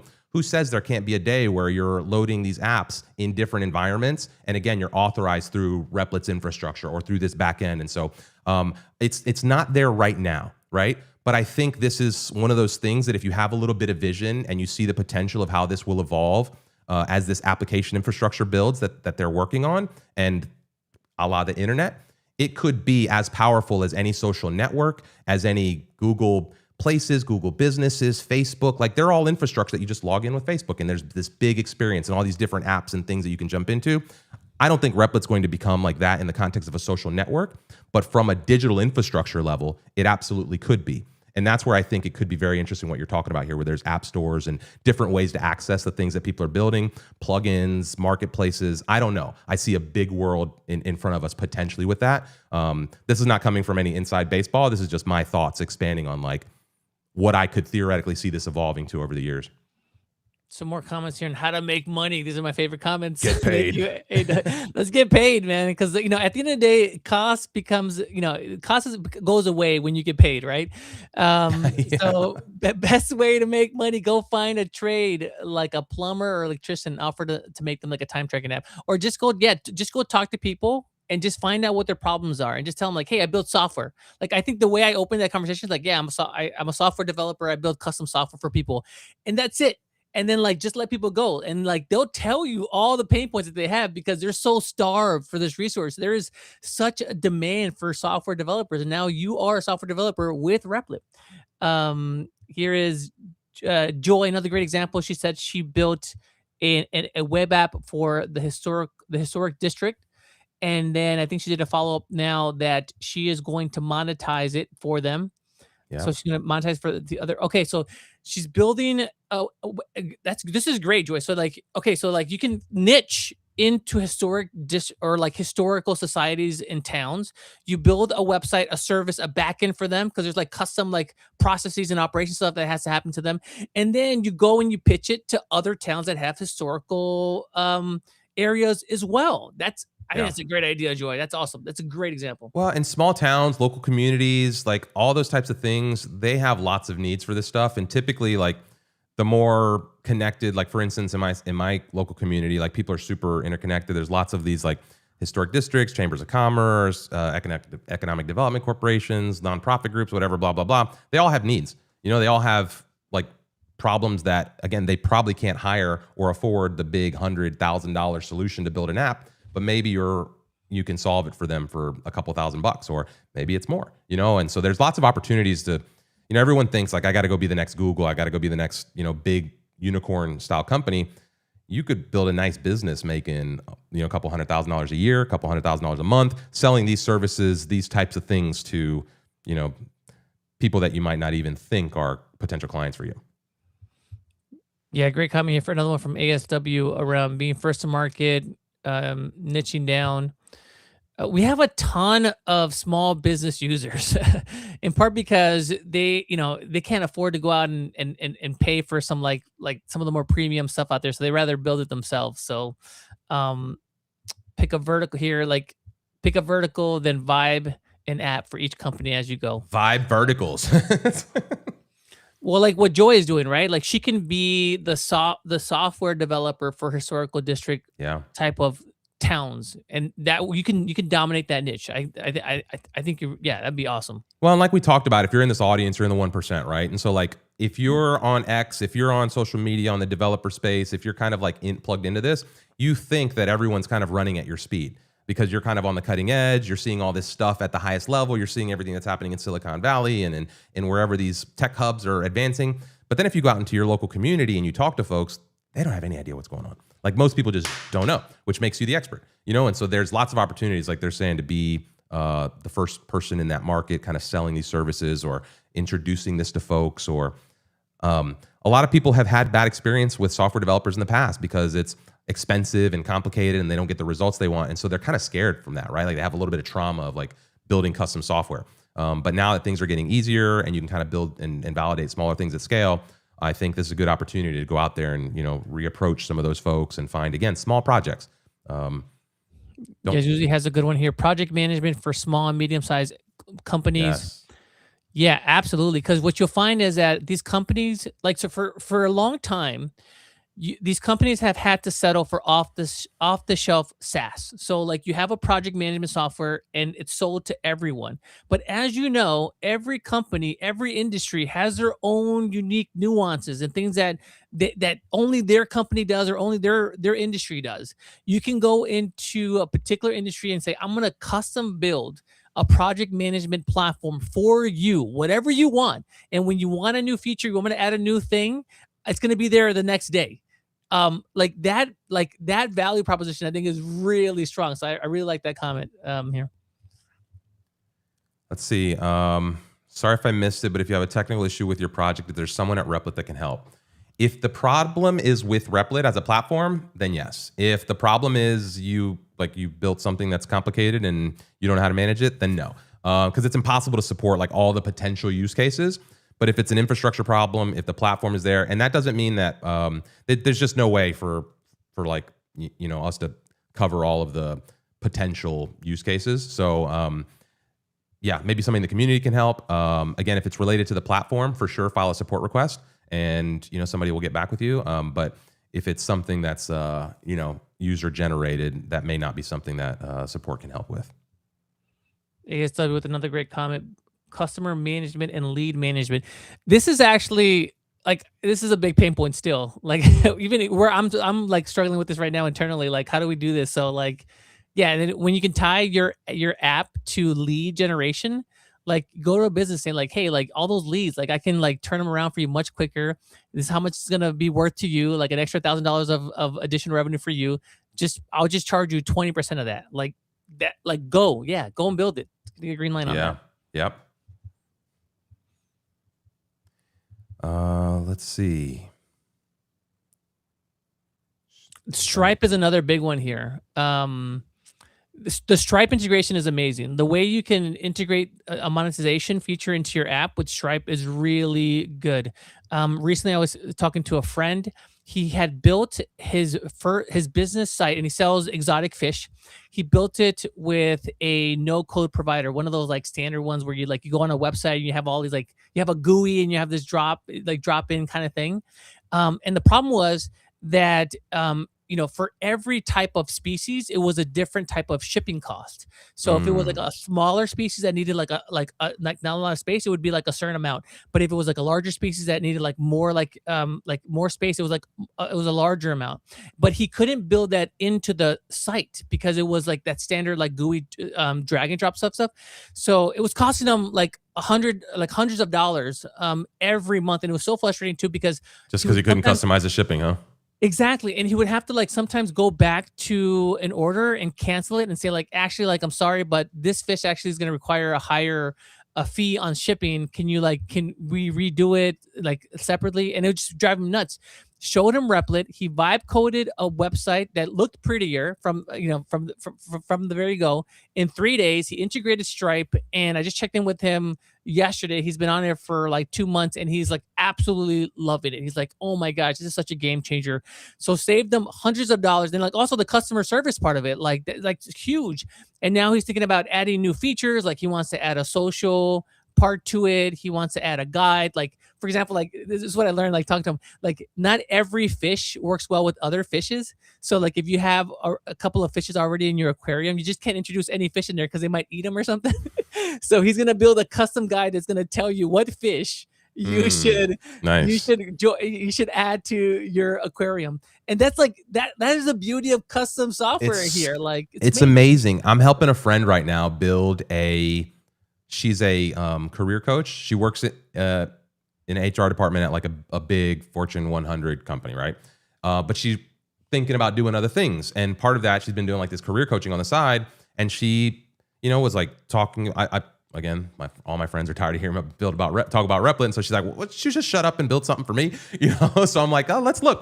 And so we're building a little tool. I think micro tools and lead gen tools and things to like help with the flow. It doesn't need to be a full stack. It doesn't need to be like this whole, think about pricing calculators or, like for her, we're building this onboarding flow that kind of walks like what she would do with a new customer. It kind of does the first few steps for them and spits them into her funnel, right? But for the user, it's like this engaging experience. There's a little AI bot that she talks to, but after the third message, it kind of prompts you. So it's like, we're really time capping what you can get from this thing. And like, so I think it doesn't have to be this like crazy rebuild Zapier or Airtable or Airbnb or whatever, like it could just be build me a lead gen tool so that I can like generate more customers, or I can fill the top of my funnel, or I can land more clients. I don't know, right? And so think about micro tools and different things, configurators, product, like what can you do to get the person to give you their email or get into the mix a little bit deeper into your like sales funnel or into your business in any way.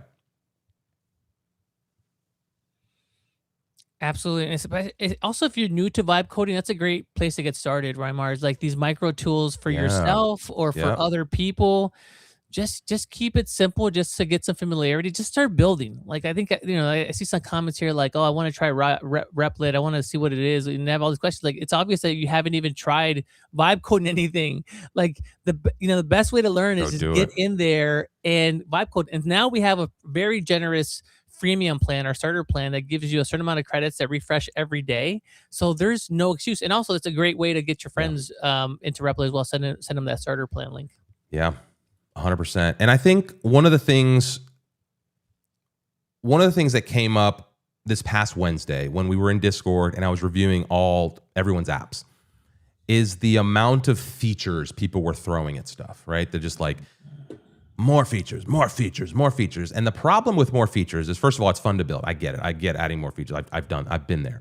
The problem with that is that the more features you build into an app, the more I, as a user, have to navigate, the more complex it becomes to build, the more expensive it becomes to build, and probably the less successful you're going to be. So if you're first starting out, you want to start out with really simple applications.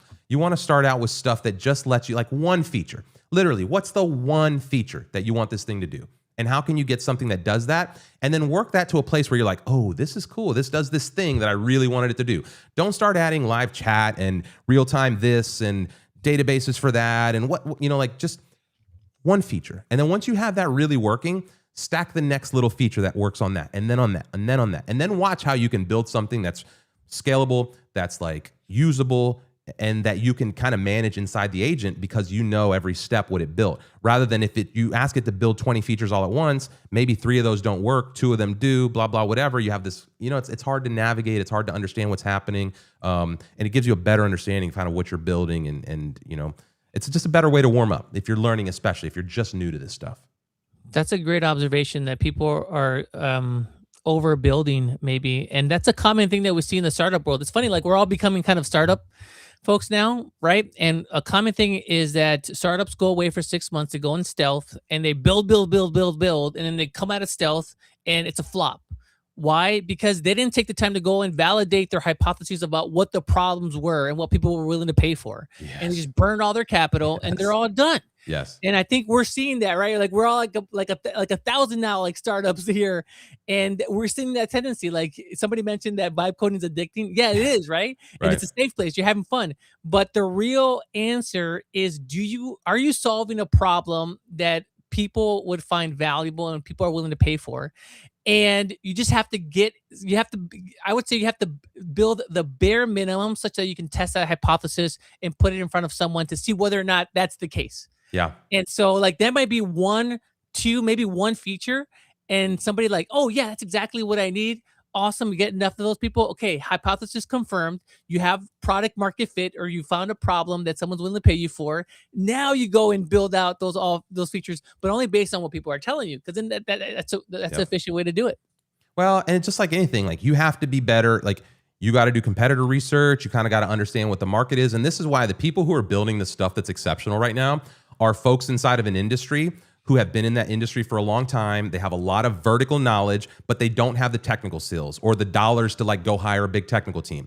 So if you're building a product and you are not a subject matter expert in that product, you should probably find something else to build, right? Find something you're passionate about. Find something you love. Find something where you have a unique insight onto like how that thing operates. And then you can build a cool product, or you can automate a piece of that, or you can kind of like peel out a little niche or a market for yourself. And I think, again, those are the folks who are really standing out right now, are people that have been in an industry forever, have had ideas for products for a long time about how their industry could work better, but have been limited by the technical ceiling of 50,000, 100,000, whatever to hire a development team. And so I think that's where you should start looking for opportunities, is like, what's your pain point? Somebody put that up there a second ago. They said something about like, find something that's repetitive that you hate doing and just, automate it. Like this is something that the team knows this about me. Like I am deathly allergic to repetitive tasks.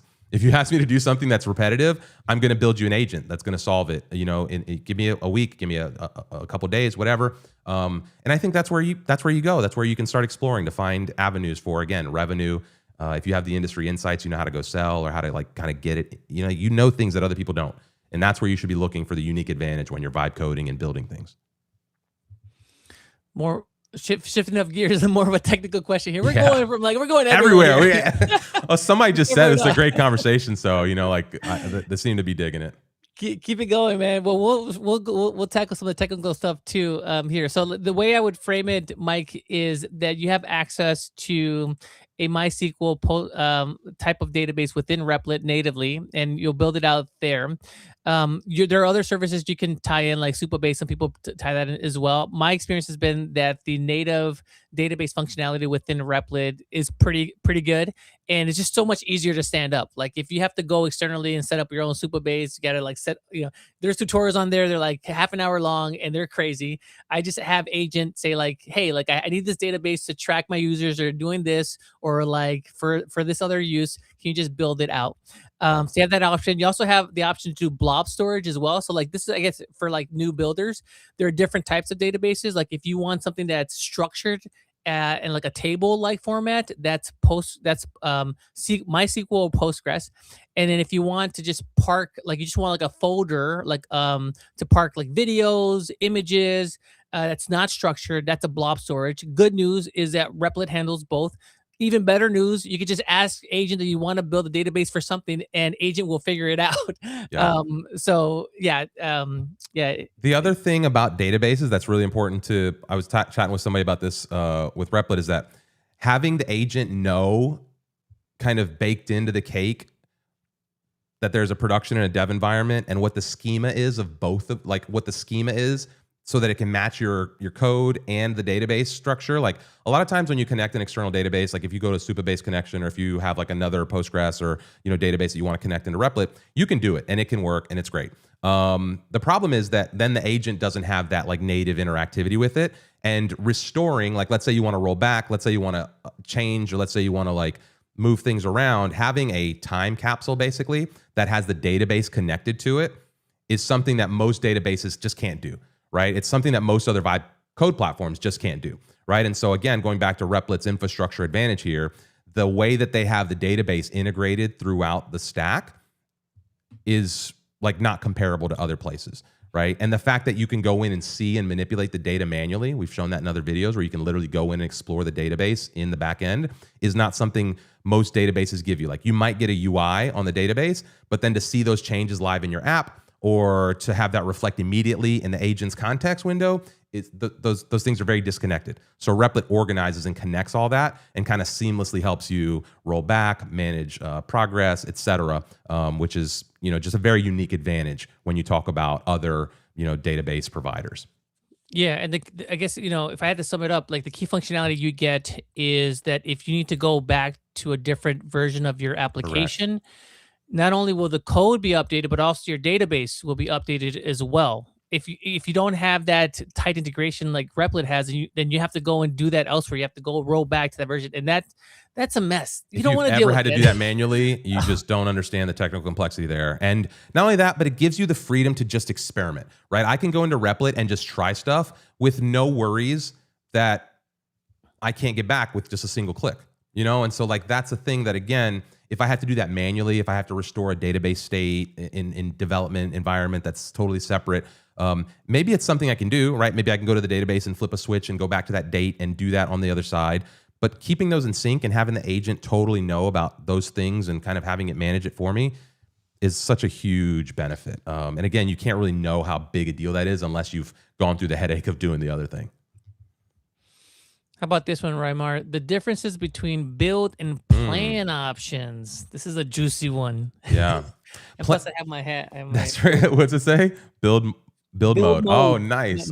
Hold up, where'd that hat come from? Did you put that? Oh, you embroidered. No merch, dude. Reimar's like, wait a minute. I was like, bro, hold up. We got a merch store that I don't know about. Reimar got a little FOMO right there. Like, wait a minute. I was FOMOing real hard right now. Okay, so maybe I need plan mode on mine, and we'll say plan mode and build mode. Plan mode, build mode. Okay. Design mode next. That's for Francisco. So plan mode and build mode are, build mode is just let the agent go and build things for you, and plan mode is like, let's think things through. Plan mode's super powerful for thinking through what you want to kind of build and having the agent have context in what you're looking at and kind of thinking through the next step of features or the thing you want to do next.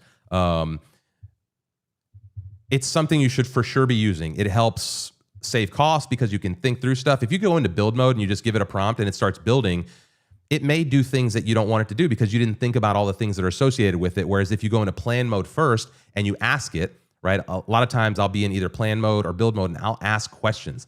What are we missing here? What's the best approach to do this? What's best practices for solving this thing? So in plan mode, you can kind of ask these questions. Hey, I'm thinking about this feature. What's the best way to implement this? Right? And I give it what I want to do, but I also ask it, how would it approach it? And then it gives you this thing and you can be like, oh, I like this. I don't like that. Let's try it like this. Oh, that's a good question. I didn't think about that. You're right. I need to solve for that. And so then you can go into build mode with a little bit more specific direction rather than just going into build mode, having it build stuff, and then you're wrestling like, I didn't want this. I wanted that. Why'd you do this? I can't believe. And you're going back and forth, and you shouldn't be going back and forth.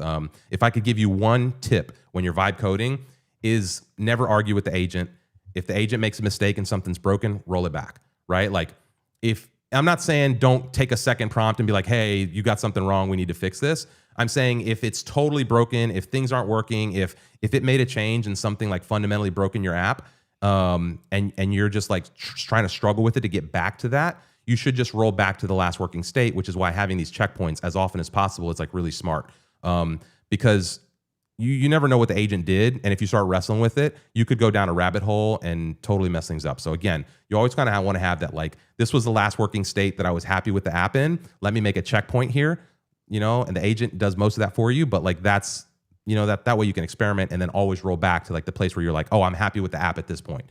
You should always have that kind of moment where it's like, oh, I like the app now. It does all the things I want.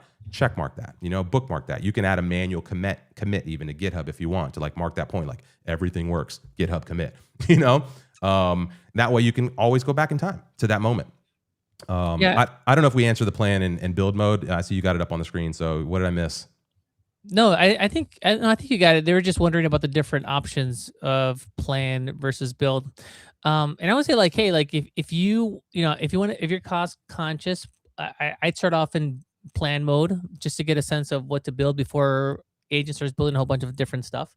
I think if you have something that's new and that's unique and that you're unfamiliar with, like if I have a new feature that I'm building out and I have no idea how to build it, I will start off in plan mode just to kind of like, do some research ahead of time.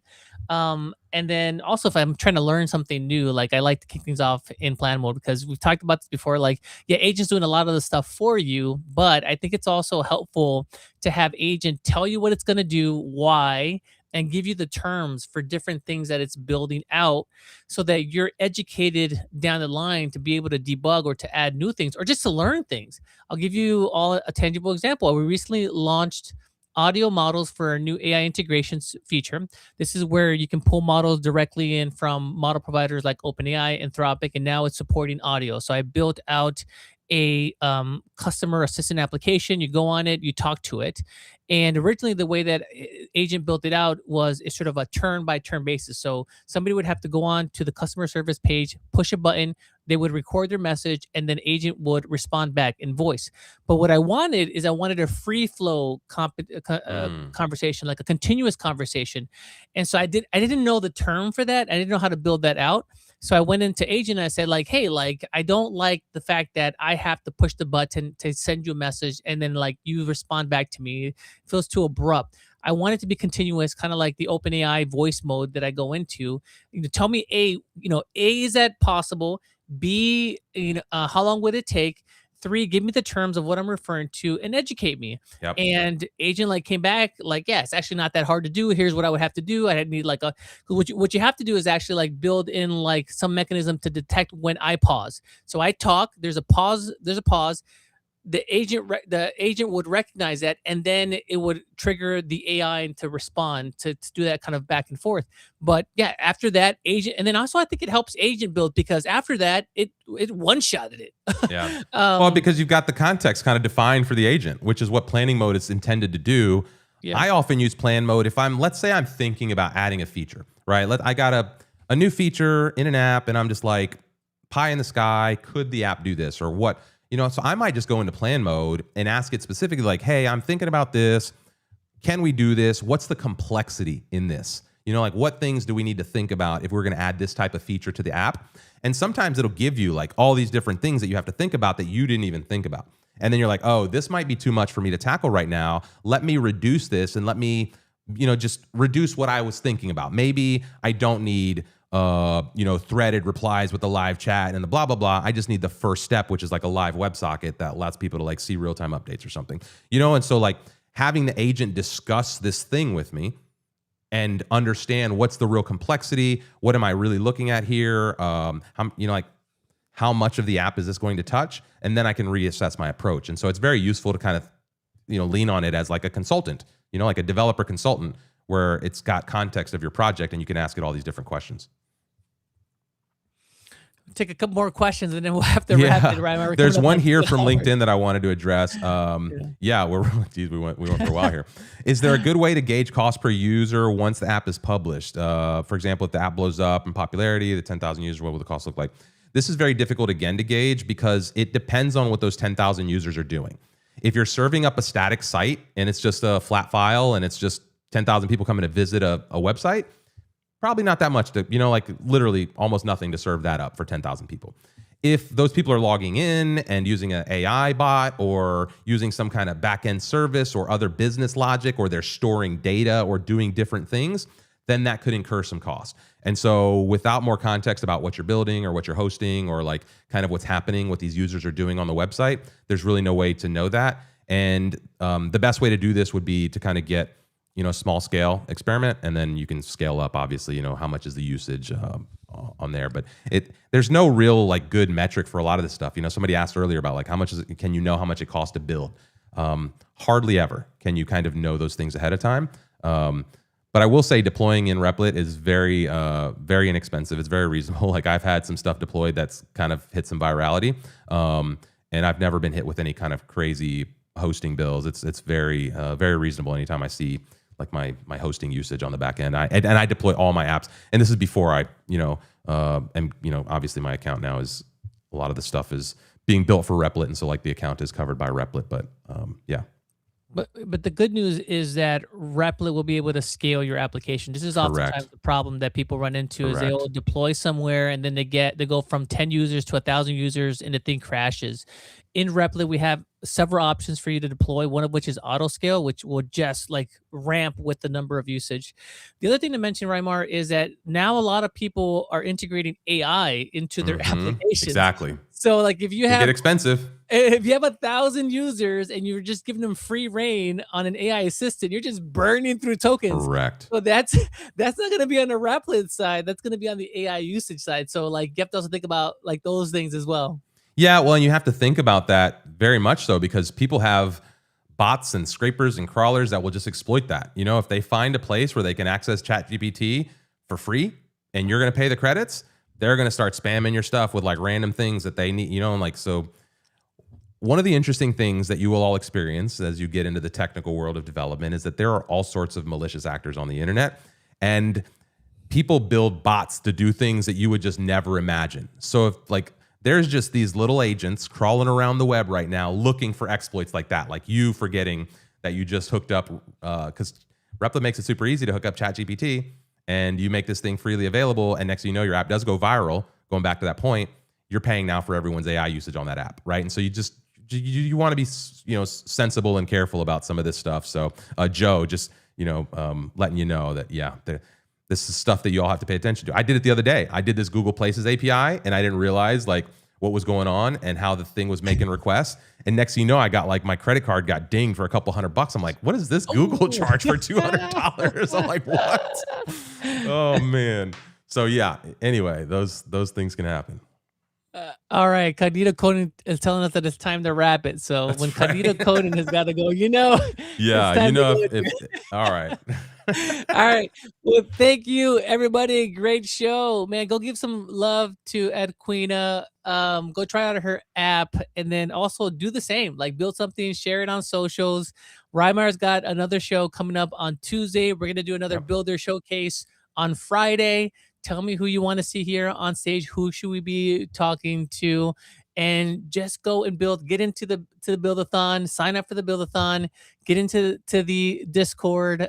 So much great stuff. Raimar is doing a phenomenal job with that community. Everybody, like if you're in there, like please let us know in the chat. Like he's doing so much work for that community, and people are really loving it. So go sign up for the Buildathon and get in that Discord.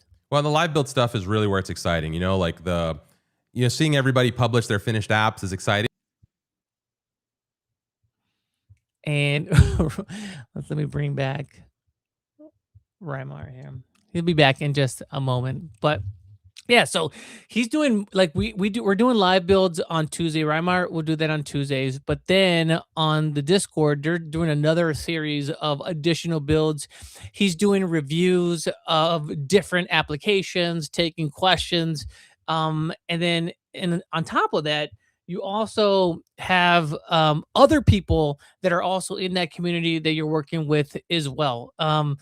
So definitely hop into that community. Again, you do that by signing up for the mobile Buildathon and